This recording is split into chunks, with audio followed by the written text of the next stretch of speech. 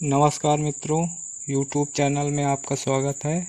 दोस्तों, आज हम हिंदी साहित्य के इतिहास के प्रीवियस ईयर प्रश्न लेकर आए हैं, जो कि UP TGT, PGT, UGC net आदि अन्य किसी भी राज्य से हिंदी अध्यापक से संबंधित कोई भी तैयारी कर रहे हैं तो हमारे वीडियो को अवश्य देखें और हमारे वीडियो पसंद आए तो लाइक करें और शेयर करना ना भूलें।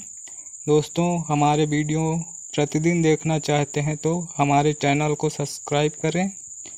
चलिए देर न करते हुए शुरू करते हैं।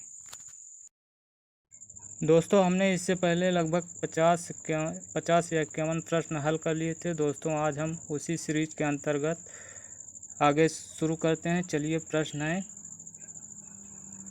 प्रश्न है पृथ्वीराज रासो के नागरी प्रचारी काशी संस्करण, जो कि चारों संस्करणों में सबसे बड़ा, के अनुसार कितने समय या खंड हैं। दोस्तों, सबसे पहले पृथ्वीराज रासो की बात कर ली जाए तो ये हिंदी साहित्य का प्रथम महाकाव्य है और इसके रचयिता हैं चंद्रबरदाई। और ये दोस्तों 69 सर्गों में बटा है। इसमें सर्गों को समय कहा जाता है, जो कि ये 69 समय में बटा हुआ है। और नागरी प्रचारणी की बात की जाए तो इसकी स्थापना 1893 ईस्वी में हुई थी। 1893 ईस्वी में नागरी प्रचारणी सभा की स्थापना हुई थी। चलिए, तो इस प्रश्न का उत्तर होगा विकल्प 2, 69 समय सही है। 69 समय सही है। अगला प्रश्न, पृथ्वीराज रासो को प्रामाणिक मानने वाले विद्वान निम्न में से कौन है। प्रश्न है, पृथ्वीराज रासो को प्रामाणिक मानने वाले विद्वानों में कौन है। तो पृथ्वीराज रासो को प्रामाणिक मानने वाले विद्वानों में दोस्तों पृथ्वीराज रासो को प्रामाणिक मानने वाले विद्वानों में इस प्रश्न का उत्तर होगा डॉक्टर श्याम सुंदर दास। इन्होंने पृथ्वीराज रासो को प्रामाणिक माना है। और इनके अलावा कुछ विद्वान और हैं जिन्होंने प्रामाणिक माना है। उनके नाम जान लेते हैं, जो कि हैं मिश्रबंधु और कर्नल टाड और अयोध्या सिंह हरिऔध। ये सभी पृथ्वीराज रासो को प्रामाणिक मानने वाले विद्वान हैं, जो कि इसमें इस प्रश्न में डॉक्टर श्याम सुंदर दास दिया गया है। तो आता है इस प्रश्न का उत्तर डॉक्टर श्याम सुंदर दास सही है। चलिए, अगला प्रश्न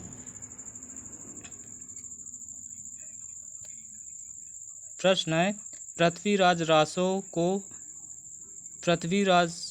को सर्वथा अप्रामाणिक मानने वाले विद्वान हैं। पृथ्वीराज रासो को अप्रामाणिक विद्वान मानने वाले हैं। चलिए देख लेते हैं। दोस्तों, इस प्रश्न का उत्तर होगा रामचंद्र शुक्ल, आचार्य रामचंद्र शुक्ल। इन्होंने, जो कि इससे पहले हम देख ही चुके हैं, श्याम सुंदर दास, मिश्रबंधु, कर्नल टाड और अयोध्या सिंह हरिऔध, इन्होंने पृथ्वीराज रासो को प्रामाणिक माना था। और इनके अलावा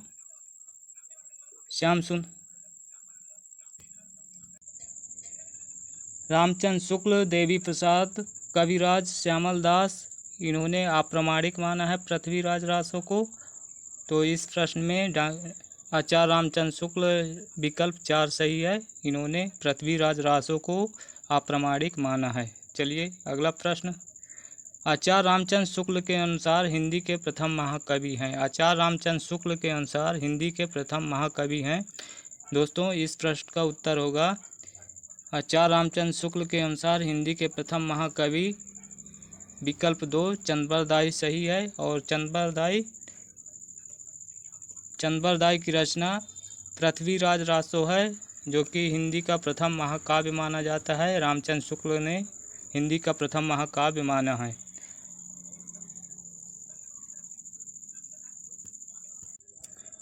और विकल्प 1 की बात की जाए तो विद्यापति की रचनाएं हैं पदावली, जो कि मैथिली भाषा में है। और इनके अलावा अवहट्ट भाषा में कीर्तिलता, कीर्ति पताका, ये दोनों अवहट्ट भाषा में हैं विद्यापति की रचनाएं। और अमीर खुसरो की दो सुखने, खालिक बारी और दो सुखने, खालिक बारी और मुकरिया लिखा है इन्होंने। और जगनिक की रचना है परमाल रासो, जगनिक की रचना है परमाल रासो, जगनिक की रचना है। और परमाल रासो को आलाखंड के नाम से भी जाना जाता है, जो कि चार्ल्स इलियट ने 1865 ईस्वी में आलाखंड नाम से प्रकाशित करवाया था। चलिए अगला प्रश्न 56। आचार्य रामचंद्र शुक्ल के अनुसार हिंदी का प्रथम महाकाव्य है। आचार्य रामचंद्र शुक्ल के अनुसार हिंदी का प्रथम महाकाव्य विकल्प 1 पृथ्वीराज रासो सही है, जो कि पृथ्वीराज रासो 69 समय में बटा हुआ है। और ये चंद्रबरदाई की रचना है। और बीसल देव रासो की बात की जाए तो बीसल देव के रचनाकार है नरपतिनाल, बीसल देव के रचनाकार है नरपतिनाल।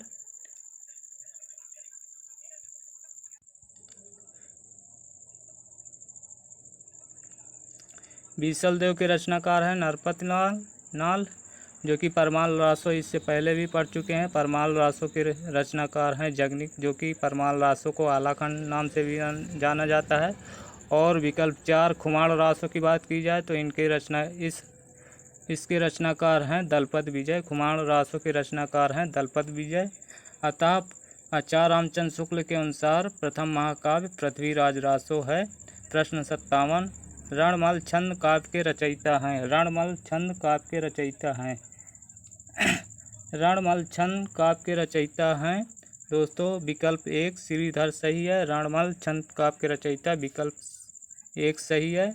और विकल्प 2 की बात की जाए तो अमीर खुसरो का जन्म कासगंज एटा जिला में हुआ था। और इन्होंने 11 सुल्तानों का उत्थान पतन देखा था। और इन्होंने मुकरिया, दो सुखने, खालिक बरी आदि रचनाएं की हैं। और विद्यापति की बात की जाए तो इनकी रचनाएं हैं पदावली, जो कि मैथिली भाषा में है।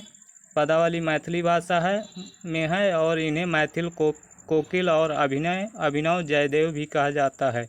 विद्यापति को मैथिल कोकिल और अभिनव जयदेव भी कहा जाता है। और इनकी रचनाएं कीर्तिलता, कीर्ति पताका, जो कि अवहट भाषा में है। और चंद्रबरदाई की बात की जाए तो चंद्रबरदाई इनकी रचना है पृथ्वीराज रासो, जो कि 69 समय में है। प्रश्न 58। जयचंद्र प्रकाश की रचना निम्नलिखित में से किस कवि ने की है। जयचंद्र प्रकाश की रचना निम्नलिखित में से किस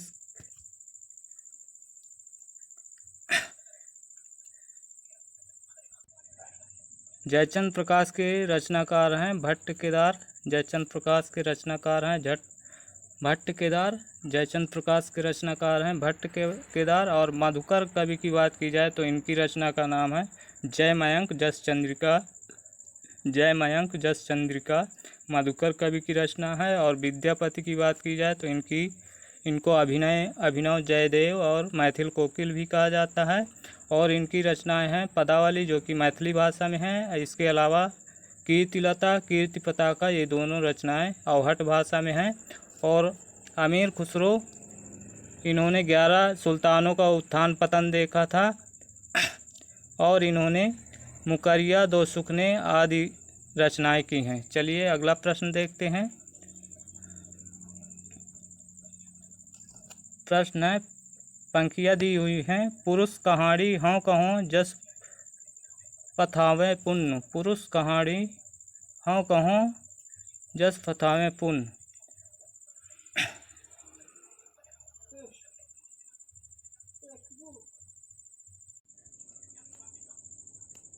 दोस्तों ये पंक्ति है विद्यापति की। ऑप्शन 2 सही है, विद्यापति की है ये पंक्ति। और बात की जाए तो भट्ट केदार की रचना है जयचंद्र प्रकाश। भट्ट केदार की रचना है जयचंद्र प्रकाश। और मधुकर कवि की रचना है जयमयंक जस चंद्रिका। और अमीर खुसरो के बारे में इससे पहले देख ही चुके हैं। इन्होंने 11 सुल्तानों का उत्थान पतन देखा था। और इन्होंने दो सुख ने मुकरिया खालिक बरी आदि रचनाएं की हैं। चलिए अगला प्रश्न देखते हैं। प्रश्न 60 है। आध्यात्मिक रंग के चश्मे आजकल बहुत सस्ते हो गए हैं। उन्हें चढ़ाकर जैसे कुछ लोगों ने गीत गोविंद के पदों को आध्यात्मिक संकेत बताया है, वैसे ही विद्यापति के इन पदों को भी। दोस्तों अगर यहाँ पर गीत गोविंद की बात की जाए तो ये जयदेव की रचना है। गीत गोविंद जयदेव की रचना है और ये कथन है आचार्य रामचंद्र शुक्ल का। विकल्प 3 सही है, आचार्य रामचंद्र शुक्ल का कथन है। दोस्तों अगला प्रश्न देखते हैं। प्रश्न है, पंक्तियाँ दी हुई हैं। प्रश्न 61। 12 बरस लव कुकर जीवै अरु 13 लव जिये सियार, बरस 18 छत्री जीवै आगे जीवन को धिक्कार। दोस्तों इन पंक्तियों के कवि का नाम बताना है। तो इन पंक्तियों के कवि का नाम है जगनीक, जो कि ये परमाल रासों के रचनाकार हैं। और ये पंक्तियाँ परमाल रासों, जो कि आलाखंड के नाम से भी जाना जाता है, ये पंक्तियाँ उसी रचना से ली गई हैं। चलिए अगला प्रश्न। साहित्य प्रत्येक देश की जनता की चित्रवृत्ति का संचित प्रतिबिंब है। साहित्य प्रत्येक देश की जनता की चित्रवृत्ति का संचित प्रतिबिंब है। दोस्तों ये भी कथन आचार्य रामचंद्र शुक्ल का है।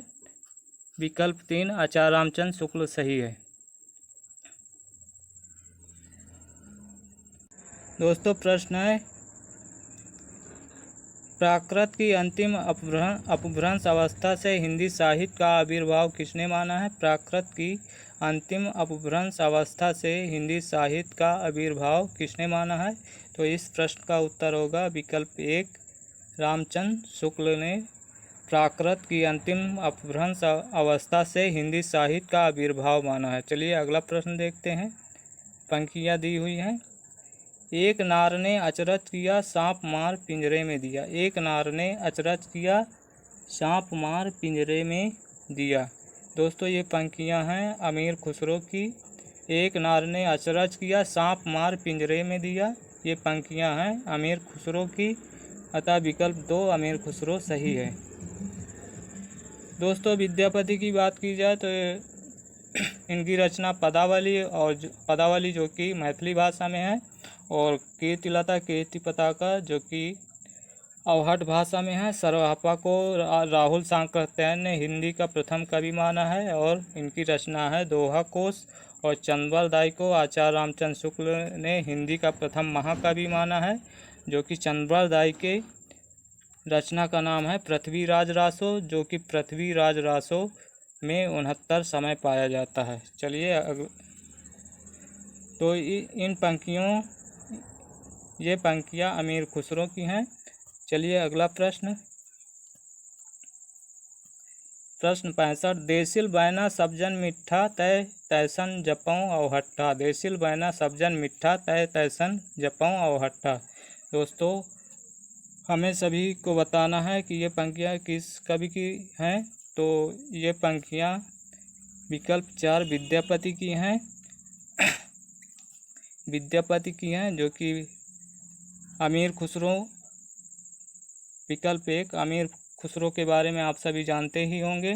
इनका जन्म कासगंज के एटा जिला में हुआ था और इन्होंने 11 सुल्तानों का उत्थान पतन देखा है। और भट्ट केदार की बात की जाए तो इनकी रचना है जयचंद प्रकाश।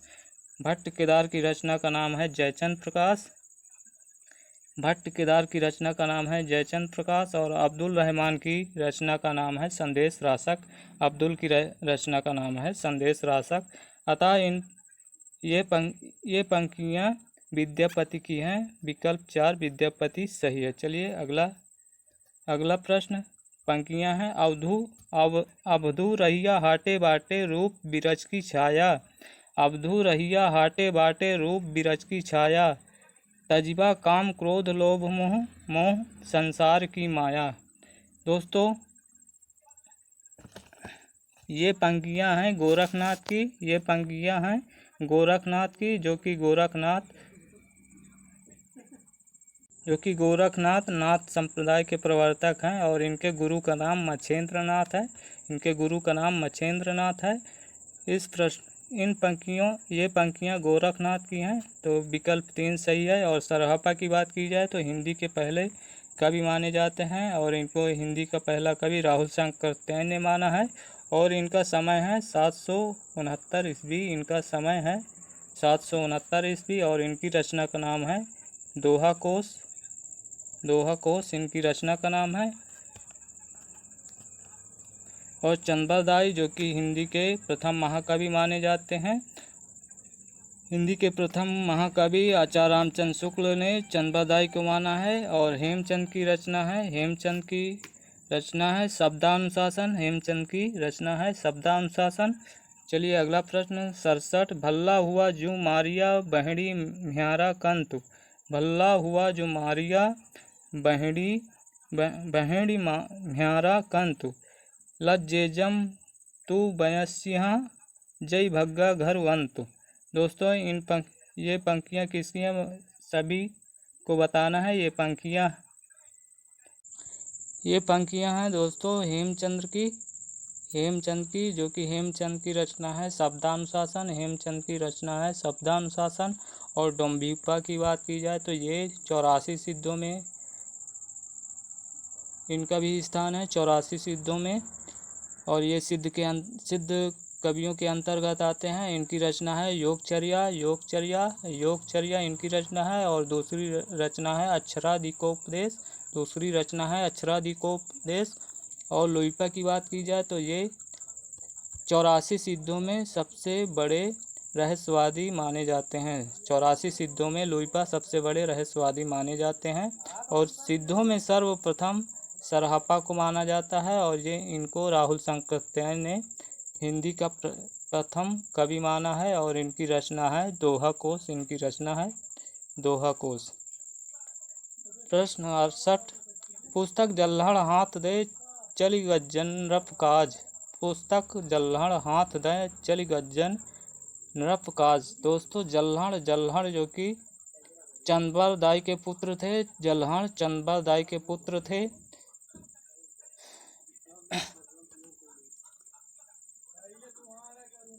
जल्हड़ चंद्रदाई के पुत्र थे। तो इस प्रश्न का उत्तर 4 चंद्रदाई सही है।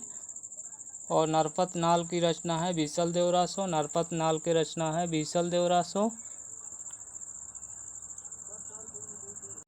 प्रश्न है 69। गोरखनाथ के गुरु का नाम क्या था। गोरखनाथ के गुरु का नाम क्या था। दोस्तों नाथों की संख्या 9 थी। और गोरखनाथ के गुरु का नाम विकल्प 2 मत्स्येंद्र नाथ सही है। गोरखनाथ के गुरु का नाम मत्स्येंद्र नाथ था। अगला प्रश्न 84 सिद्धों में बहुत से कछुए चमार धोबी डोम कहार लकड़हारे दर्जी बहुत से शूद्र कहे जाने वाले लोग थे। अतः जात पात के खंडन तो वे आप ही थे। ये पंक्तियाँ किसकी हैं। दोस्तों ये पंक्तियाँ हैं विकल्प 3 आचार्य रामचंद्र शुक्ल की पंक्तियाँ हैं। चलिए अगला दोस्तों पंक्तियाँ हैं जय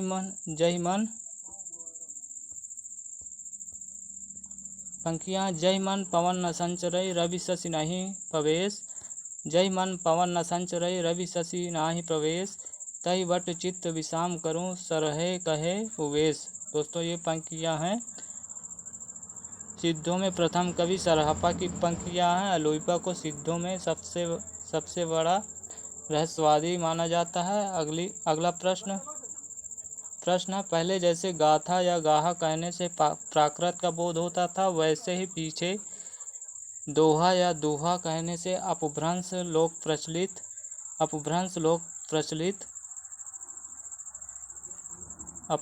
लोक प्रचलित काव्य भाषा का बोध होने लगा। पंक्तियाँ किस आलोचक की हैं। दोस्तों ये पंक्तियाँ भी आचार्य रामचंद्र शुक्ल की हैं। तो इस प्रश्न का उत्तर विकल्प 2 रामचंद्र शुक्ल सही है। अगला प्रश्न देखते हैं चंद्रबरदाई किसके दरबारी कवि थे? चंद्रबरदाई किसके दरबारी कवि थे? इस प्रश्न का उत्तर होगा विकल्प 2, चंद्रबरदाई पृथ्वीराज के दरबारी थे। दोस्तों, आचार्य रामचंद्र शुक्ल ने चंद्रबरदाई को प्रथम महाकवि माना है और इनकी रचना पृथ्वीराज रासो को प्रथम महाकाव्य माना है। और विकल्प 1 की बात की जाए तो बीसल देव रासो, दोस्तों ये नरपत नाल की रचना है। और खुमाण रासो की बात की जाए तो ये दलपत विजय की रचना है, खुमाण रासो। चलिए अगला प्रश्न देखते हैं। सिद्धों की संख्या कितनी मानी गई है? सिद्धों की संख्या कितनी मानी गई है? सिद्धों की संख्या दोस्तों 84 मानी गई है। कुछ सिद्धों के नाम हम बता देते हैं, जो कि सरहपा और सबरपा, डोम्बिपा और लुइपा, इनमें ये प्रमुख सिद्धों में सिद्ध। प्रश्न है, नाथों की संख्या कितनी मानी जाती है? नाथों की संख्या कितनी मानी जाती है? नाथों की संख्या दोस्तों 9 मानी जाती है, जिनमें गोरखनाथ प्रवर्तक माने जाते हैं। चलिए अगला प्रश्न देखते हैं। 76 चर्यापद के रचयिता माने जाते हैं। चर्यापद के रचयिता माने जाते हैं। चर्यापद के रचयिता सबरपा माने जाते हैं। सबरपा माने जाते हैं चर्यापद के रचयिता। और लुइपा सिद्धों में सबसे बड़े रहस्यवादी माने जाते हैं। सिद्धों में सर्वप्रथम कवि हैं सरहपा। सरहपा की रचना है दोहा कोश। और डोम्बिपा की बात की जाए तो डोम्बिपा की योगचर्या और अक्षराधिकोपदेश रचनाएं हैं। अक्षराधिकोपदेश रचनाएं हैं। चलिए अगला प्रश्न देखते हैं। प्रश्न है, जिस समय मुसलमान भारत आए थे उस समय सच्चे धर्मभाव का बहुत कुछ ह्रास हो चुका था। परिवर्तन के लिए बहुत बड़े धक्कों की आवश्यकता थी। ये पंक्तियाँ किस आलोचक की हैं? ये पंक्तियाँ किस आलोचक की हैं? तो इस प्रश्न का उत्तर होगा विकल्प 1 रामचंद्र शुक्ल सही है। विकल्प 1 रामचंद्र शुक्ल सही है। चलिए अगला प्रश्न। रामचंद्र शुक्ल का हिंदी साहित्य का इतिहास प्रथमतः हिंदी शब्द सागर की भूमिका में किस शीर्षक से प्रकाशित हुआ? दोस्तों, सबसे पहले प्रकाशित हुआ हिंदी साहित्य की भूमिका 19 दोस्तों, एक बार फिर से देख लेते हैं। रामचंद्र शुक्ल का हिंदी साहित्य का इतिहास प्रथमतः हिंदी शब्द सागर की भूमिका किस शीर्षक से प्रकाशित हुआ? तो इस प्रश्न का उत्तर होगा दोस्तों हिंदी साहित्य का विकास 1929 में प्रकाशित हुआ, जो कि इसके बाद स्वतंत्र रूप में हिंदी साहित्य का इतिहास नाम से हुआ। सबसे पहले 1929 में प्रकाशित हुआ। चलिए अगला प्रश्न है, हिंदू समाज में नीची से नीची समझी जाने वाली जाति भी अपने से नीची जाति ढूंढ लेती है। तो इस प्रश्न का उत्तर होगा विकल्प 4 सही है। विकल्प 4 हजारी प्रसाद द्विवेदी सही है। अगला प्रश्न है, हिंदी काव्यधारा के रचयिता निम्न में से कौन है? हिंदी काव्यधारा के रचयिता निम्न में से कौन है? इस प्रश्न का उत्तर होगा दोस्तों विकल्प 2 राहुल सातत्यायन 2 सही है। और इस हिंदी काव्यधारा इसका रचना काल है दोस्तों 1944 ईस्वी है इसका रचना काल। और राहुल सातत्यायन ने सरहपा को हिंदी का काव्य माना है। और सरहपा 84 सिद्धों में इनका सर्वप्रथम स्थान है और सिद्धों की संख्या 84 मानी जाती है। चलिए अगला प्रश्न, कैमास प्रसंग किस रचना के अंतर्गत आता है? कैमास प्रसंग किस रचना के अंतर्गत आता है? इस प्रश्न का उत्तर होगा विकल्प 1, पृथ्वीराज रासो के अंतर्गत आता है। कैमासवध पृथ्वीराज रासो के अंतर्गत आता है। और पृथ्वीराज रासो दोस्तों चंद्रदाय की रचना है। और बीसल देव रासो की बात की जाए तो ये नरपत नाल की रचना है। और परमाल रासो की बात की जाए तो ये जगनिक की रचना है, जो कि इसे आलाखंड के नाम से भी जाना जाता है। और खुमाण रासो की बात की जाए तो ये दलपत विजय की रचना है। खुमाण रासो दलपत विजय की रचना है। चलिए अगला प्रश्न। मानव कला संस्थान कला 1600 बनिए किस रासो ग्रंथ की रचना है? मानव कला संस्थान कला 1600 बनिए किस रासो ग्रंथ की पंक्ति है? दोस्तों इसका उत्तर होगा पृथ्वीराज रासो। पृथ्वीराज रासो विकल्प 2 सही है। इसका भी उत्तर विकल्प 2 सही है। पृथ्वीराज रासो सही है। और विकल्प 1 की बात की जाए तो बीसल देव रासो के रचनाकार हैं नरपत नाल, और खुमाण रासो के रचनाकार हैं दलपत विजय। और परमाल रासो की बात की जाए तो इसके रचनाकार हैं जगनिक हैं। परमाल रासो के रचनाकार जगनिक हैं, जो कि ये परमाल रासो आलाखंड के नाम से भी जाना जाता है। आलाखंड को चार्ल्स इलियट 1865 ईस्वी में प्रकाशित करवाया था आलाखंड के नाम से। और आलाखंड वर्षा ऋतु में गाया जाता है। चलिए अगला प्रश्न। पद्मावती समय किस ग्रंथ का एक भाग है? पद्मावती समय किस ग्रंथ का एक भाग है? तो इसका भी उत्तर होगा विकल्प 3 पृथ्वीराज रासो का ये भाग है। पृथ्वीराज रासो का भाग पद्मावती समय है। दोस्तों इसमें पृथ्वीराज रासो 69 सर्गों में है और इसे समय में है। इसके सर्ग को समय कहा जाता है। और तो पद्मावती किस समय का एक भाग है? पृथ्वीराज रासो का भाग है। और परमाल रासो की बात की जाए तो इसके रचयिता हैं जगनिक, जो कि ये आलाखंड के नाम से भी जाना जाता है। प्रश्न नंबर 84 अपनी पहेलियों और मुकरियों के लिए प्रसिद्ध है। दोस्तों अपनी पहेलियों और मुकरियों के लिए प्रसिद्ध है। इस प्रश्न का उत्तर विकल्प 4 अमीर खुसरो सही है। अमीर खुसरो सही है। और विद्यापति की बात की जाए तो विद्यापति की रचना है पदावली, जो कि ये मैथिली भाषा में है। इनकी 2 कीर्तिलता और कीर्ति पताका, जो कि अवहट भाषा में है। और विद्यापति को अभिनव जयदेव और मैथिल कोकिल भी कहा जाता है। चलिए और विकल्प 2 हेमचंद की बात की जाए तो इनकी रचना है शब्दानुशासन। और सबरपा की बात की जाए तो ये सिद्धों में सर्वप्रथम सरहपा के शिष्य सबरपा माने जाते हैं।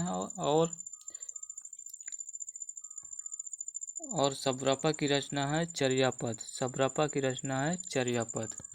चलिए अगला प्रश्न देखते हैं। मैथिल कोकिल के नाम से प्रसिद्ध है। मैथिल कोकिल के नाम से दोस्तों विद्यापति प्रसिद्ध हैं। और इन्हें अभिनव जयदेव भी कहा जाता है।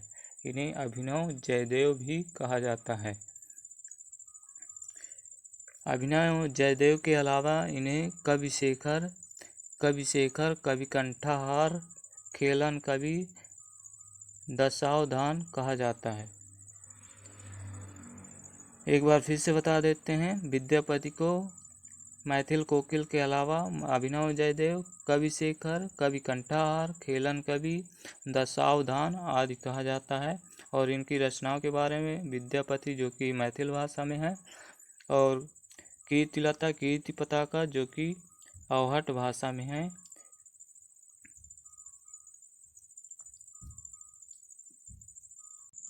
और अमीर खुसरो की बात की जाए तो अमीर खुसरो 11 सुल्तानों का उत्थान पतन देखा था और इन्होंने मुकरिया और दो सुखने आदि लिखे हैं। गोरखनाथ नवनाथों में सर्व प्रसिद्ध हैं और ये नाथ संप्रदाय के प्रवर्तक माने जाते हैं। चलिए अगला प्रश्न देखते हैं। प्रश्न है आदिकाल में खड़ी बोली को काल की भाषा बनाने वाले प्रथम कवि हैं। तो इस प्रश्न का उत्तर होगा विकल्प 4 अमीर खुसरो सही है। और मधुकर की बात की जाए तो मधुकर के कवि की रचना है जयमयंक जस चंद्रिका। मधुकर की रचना है जयमयंक जस चंद्रिका। और अब्दुल रहमान की रचना है संदेश रासक। अब्दुल रहमान की रचना है संदेश रासक। और विद्यापति के बारे में इससे पहले भी पढ़ चुके हैं। विद्यापति मैथिली भाषा में है पदावली और कीर्तिलता कीर्ति पताका है अवहट्ट भाषा में। चलिए अगला प्रश्न है ढोला मारूरा दोहा की नायिका का नाम है।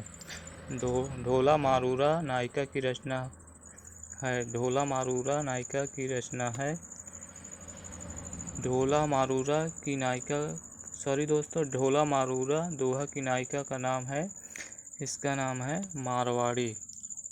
विकल्प 2 सही है, मारवाड़ी सही है। और ये दोस्तों ढोला मारूरा कल्लोल कवि की रचना है। ढोला मारूरा कल्लोल कवि की रचना है।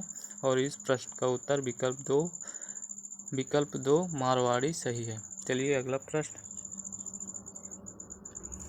है बीसल देव रासो की नायिका का नाम है। बीसल देव रासो की नायिका का नाम है दोस्तों राजमती। विकल्प 3 सही है, राजमती। बीसल देव रासो की नायिका का नाम राजमती है। और बीसल देव रासो नरपत नाल की रचना है। चलिए अगला प्रश्न देखते हैं। 89 रेवंत गिरी रास ग्रंथ के रचयिता का क्या नाम है। रेवंत गिरी रास के रचयिता का क्या नाम है। तो इस प्रश्न का उत्तर होगा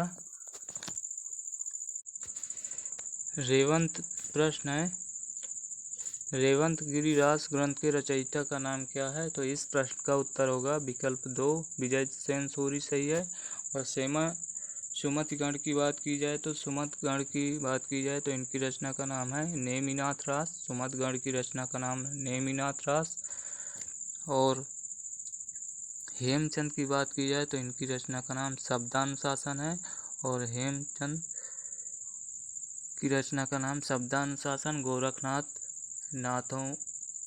नवनाथों के प्रवर्तक माने जाते हैं। अगला प्रश्न है 90 गोरख बानी किस आलोचक का संपादित ग्रंथ है। दोस्तों इस प्रश्न का उत्तर होगा विकल्प 1 डॉक्टर पीतम्बर दत्त बड़तवाल गोरख बानी के आलोचक का संपादित ग्रंथ है। और इसमें विकल्प 3 हजारी प्रसाद द्विवेदी की बात की जाए तो हजारी प्रसाद द्विवेदी की इन्होंने वीरगाथा काल को आदिकाल कहा है। और इनके ग्रंथों की बात की जाए तो हिंदी साहित्य की भूमिका जो कि 1940 ईस्वी की है। और इनके अलावा हिंदी साहित्य का आदिकाल जो कि 1952 में संपादित है। और हिंदी साहित्य का उद्भव और विकास ये भी 1952 ईस्वी का है। चलिए अगला प्रश्न 91 अभियंतर की त्यागे माया दुबध्या मेट सहज में रहे। ये पंक्तियाँ की रचयिता हैं। इसका उत्तर होगा विकल्प 2 ये पंक्तियाँ हैं गोरखनाथ की। ये पंक्तियाँ हैं दोस्तों गोरखनाथ की। और मत्स्येंद्र नाथ की बात की जाए तो गोरखनाथ के गुरु माने जाते हैं। और जो इसमें जोइंदो की बात की जाए तो जोइंदो की रचना है परमात्म प्रकाश और योगसार। ये 2 रचनाएं हैं परमात्म प्रकाश और योगसार जोइंदो की रचनाएं हैं। और दामोदर शर्मा की बात की जाए तो इनकी रचना का नाम है उक्ति व्यक्ति प्रकरण। दामोदर शर्मा की रचना का नाम उक्ति व्यक्ति प्रकरण। चलिए अगला प्रश्न है अपभ्रंश को प्राक्ताभास कहा है। अपभ्रंश को प्राक्ताभास कहा है। इस प्रश्न का उत्तर विकल्प 4 रामचंद्र शुक्ल सही है। इन्होंने अपभ्रंश को प्राक्ताभास कहा है। चलिए अगला प्रश्न दोहा या दूहा जिस प्रकार अपभ्रंश भाषा से संबंध है, उसी प्रकार गाहा या गाथा संबंध किस भाषा से है? तो इस प्रश्न का उत्तर होगा विकल्प 3 प्राकृत भाषा से है। विकल्प 3 प्राकृत भाषा से है। दोस्तों, यदि इन सभी भाषाओं को क्रम से लगाने के लिए प्रश्न आ जाए तो सबसे पहले संस्कृत आती है। सॉरी दोस्तों, सबसे पहले संस्कृत आती है, फिर उसके बाद लौकिक संस्कृत के बाद पाली, फिर प्राकृत, फिर अपभ्रंश, फिर अवहट, फिर सौरसेनी के बाद हिंदी आती है। चलिए अगला प्रश्न है, गाथा सप्तशती की रचना किस भाषा में हुई? गाथा सप्तशती की रचना किस भाषा में हुई दोस्तों? तो इसका उत्तर होगा गाथा सप्तशती की रचना विकल्प 1 संस्कृत भाषा में हुई। और गाथा सप्तशती की रचनाकार हैं दोस्तों, गाथा सप्तशती के रचनाकार हैं ये रचना हाल कवि की रचना है। चलिए अगला प्रश्न है, किस विदेशी विद्वान ने हिंदी व्याकरण सबसे पहले लिखा? किस विदेशी विद्वान ने हिंदी व्याकरण सबसे पहले लिखा? दोस्तों, इस प्रश्न का उत्तर होगा विकल्प 2 जोशुआ कैटलरे ने हिंदी व्याकरण सबसे पहले लिखा। और यहाँ पर जॉर्ज ग्रियर्सन की बात की जाए तो इन्होंने the modern vernacular literature of Hindustan की रचना की है, जो कि ये 1888 ईस्वी की है। ये 1888 ईस्वी की है और इसमें 952 कवियों का जीवन परिचय मिलता है। 952 कवियों का जीवन परिचय मिलता है और ये इनकी रचना द मॉडर्न वर्नाकुलर लिटरेचर का अनुवाद डॉक्टर किशोरी दास गुप्त ने 1957 ईस्वी में हिंदी साहित्य का प्रथम इतिहास नाम से किया। किसने किया? डॉक्टर किशोरी दास गुप्त ने 1957 ईस्वी में हिंदी साहित्य का प्रथम इतिहास नाम से किया। और विकल्प 4 की बात की जाए तो गार्सा द तासी फ्रेंच विद्वान थे और इनके ग्रंथ का नाम है द हिस्toire de la littérature हिंदुस्तानी और इस ग्रंथ का अनुवाद 1952 ईस्वी में डॉक्टर लक्ष्मी सागर वार्ष्णेय ने हिंदू साहित्य का इतिहास नाम से किया। किसने किया? डॉक्टर लक्ष्मी सागर वार्ष्णेय ने हिंदू साहित्य का इतिहास नाम से किया। कब किया? 1952 ईस्वी में। चलिए अगला प्रश्न देखते हैं। प्रश्न है, विजय पाल रासो के रचयिता कौन है? प्रश्न है, विजय पाल रासो के रचयिता का नाम बताना है। तो इस प्रश्न का उत्तर होगा विकल्प 4 नल सिंह की रचना है विजय पाल रासो। और चंद्रदाई, जो कि इनकी रचना का नाम पृथ्वीराज रासो, जो कि 69 समय में है ये। और नरपत नाल की बात की जाए तो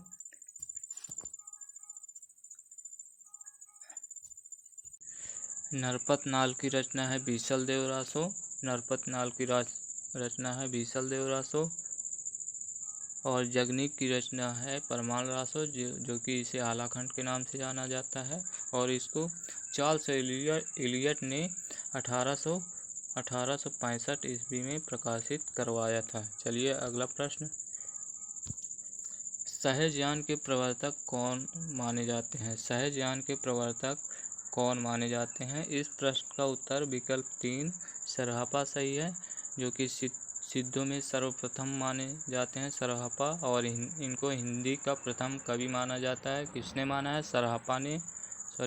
सरहपा को हिंदी का कवि राहुल चक्रवर्ती ने माना है।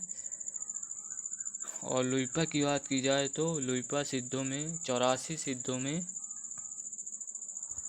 क्षमा चाहते हैं, हम यहाँ पर पढ़ रहे थे सहज ज्ञान के प्रवर्तक कौन माने जाते हैं। तो यहाँ उत्तर होगा सरहपा। और गोरखनाथ की बात की जाए तो ये नाथ नाथ संप्रदाय के प्रवर्तक माने जाते हैं। और इनकी रचनाओं का नाम है ज्ञान तिलक, इसके बाद रोमावली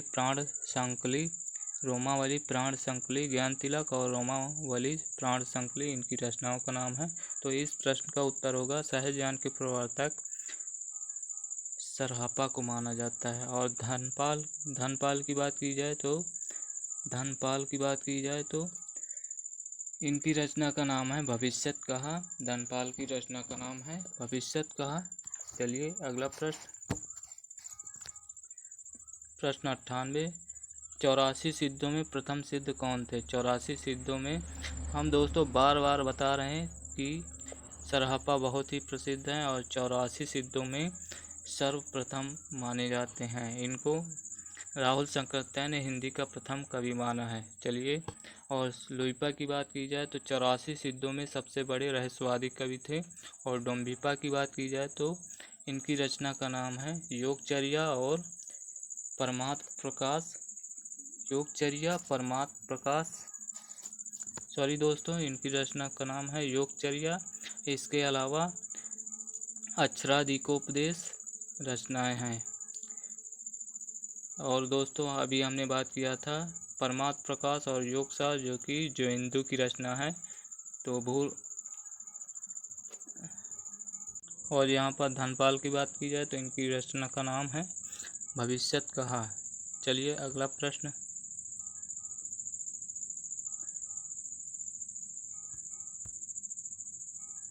प्रश्न है सर्वाधिक चरित काव्य किस साहित्य में रचे गए?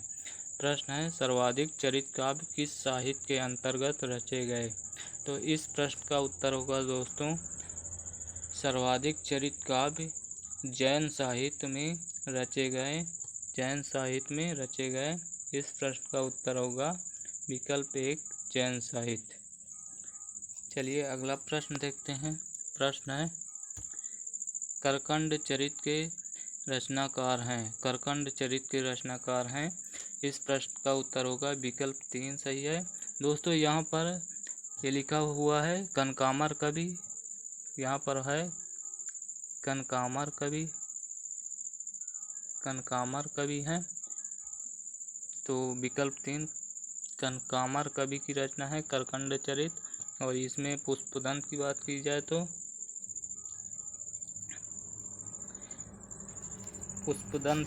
की जाए तो इनकी रचना का नाम है महापुराण। जसहर चरियु और रायण कुमार, इनकी 3 रचनाएं पाई जाती हैं। कौन कौन सी? महापुराण, जसहर चरियु, राय कुमार आदि रचनाएं हैं। और स्वयंभू की बात की जाए तो राम कुमार वर्मा ने इनको हिंदी का प्रथम कवि माना है, जो कि इनका समय है 783 ईस्वी। चलिए इनकी रचनाओं के बारे में बात करते हैं। इनकी रचना का नाम है पौमचरियु और रिठ्ठडेमीचरियु हैं। इनकी रचना है पौमचरियु, रिठ्ठडेमीचरियु हैं। और धनपाल की बात की जाए तो इनकी रचना का नाम है भविष्यत कहा। धनपाल की रचना का नाम है। चलिए अगला प्रश्न।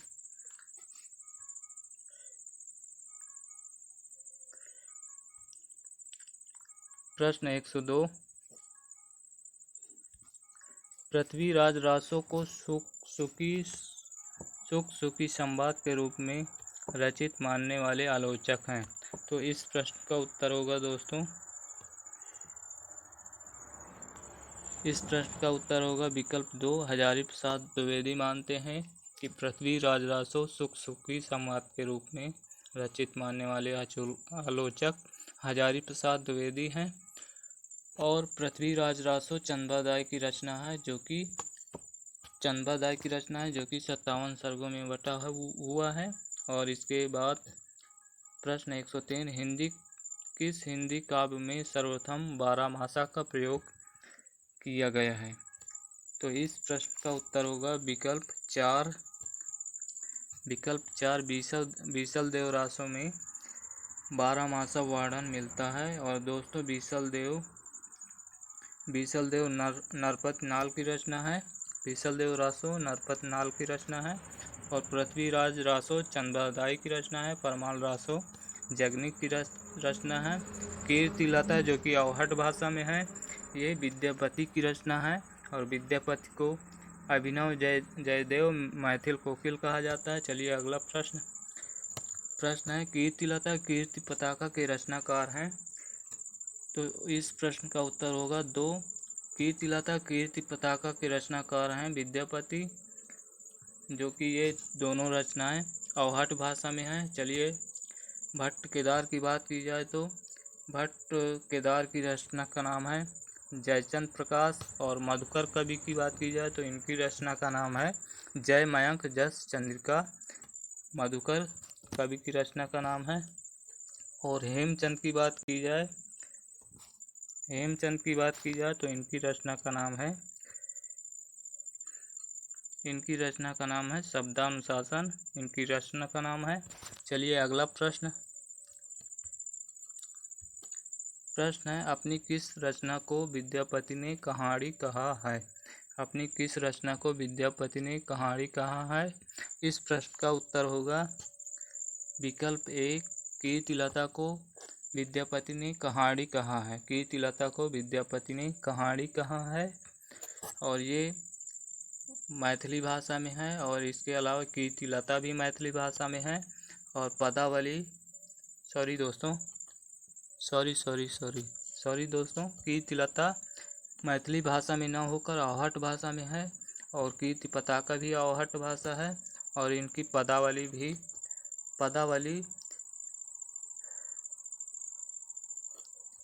मैथिली भाषा में। एक बार फिर से देख लेते हैं। कीर्तिलता कीर्ति पताका अवहट भाषा में है और पदावली मैथिली भाषा में है। और इस प्रश्न का उत्तर होगा विद्यापति ने कहानी कीर्तिलता को कहा था। चलिए अगला प्रश्न है मैं हिंदुस्तान की तूती हूँ, अगर तुम वास्तव में मुझसे कुछ पूछना चाहते हो तो हिंदवी में पूछो। इस पंक्ति के रचनाकार हैं दोस्तों अमीर खुसरो। इन्होंने ही कहा था अमीर खुसरो। और बनारसी दास जैन की बात की जाए तो इनकी आत्मकथा का नाम था अर्धकथानक, जो कि ब्रज भाषा में थी। चलिए अगला प्रश्न 107। रामचंद्र शुक्ल विरचित हिंदी साहित्य का इतिहास कब प्रकाशित हुआ। सबसे पहले दोस्तों देख लेते हैं। इसका प्रकाशन 1929 में हुआ, जो कि 1929 में हिंदी साहित्य की भूमिका के रूप में हुआ। हिंदी साहित्य की भूमिका के रूप में हुआ। इस प्रश्न का उत्तर होगा विकल्प 1 सन 1929 सही है। चलिए अगला प्रश्न है ये सिर नवे न राम को नाही गिरियो टूट। ये सिर नवे न राम को नाही गिरियो टूट, आन देव नहीं परसिए ये तन जायो छूट। दोस्तों ये पंक्तियां हैं विकल्प 2 चरणदास की पंक्तियां हैं। विकल्प 2 चरणदास की पंक्तियां हैं। और नानक की बात की जाए तो इनकी रचना का नाम है रहीरास सोहिला नसीहत नामा आदि रचनाएं हैं। कौन कौन सी हैं।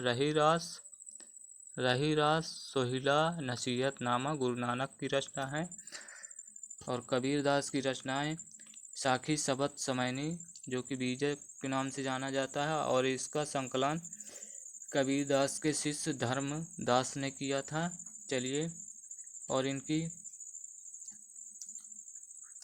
और इस प्रश्न में तुलसीदास की बात की जाए तो इनकी रचनाएं रामचरितमानस, विनय पत्रिका, दोहावली, गीतावली आदि रचनाएं हैं। रामलला नैच्छो, रामाज्ञा प्रश्नावली आदि रचनाएं हैं। चलिए अगला प्रश्न है कुटिल केश सुदेश पो परिचियत पिक सद, कमल गंध बैसंद हंसगति चलति मंद मद। दोस्तों ये पंक्तियाँ बताना है किस कवि की हैं। तो इस प्रश्न का उत्तर होगा विकल्प 4। ये विकल्प 4। तो इन पंक्तियों की रचना का नाम है विकल्प 3 चंद्रदाई नाम है। और गुरु नानक की बात की जाए तो इनकी रचनाओं का नाम है रहीरास सोहिला नसीहत नामा, गुरु नानक की रचनाएं हैं। और तुलसीदास की बात की जाए तो इसके पहले हम बता चुके हैं तो रामचरितमानस, विनय पत्रिका, रामाज्ञा प्रश्नावली, दोहावली, गीतावली आदि रचनाएं हैं। चलिए, और जल्हड़ की बात की जाए तो ये जल्हड़ चंद्रदाई के पुत्र का नाम जल्हड़ है, ये चंद्रदाई के पुत्र थे। चलिए अगला प्रश्न, आदिकाल को अत्यधिक विरोधी और व्याघातों का युग है।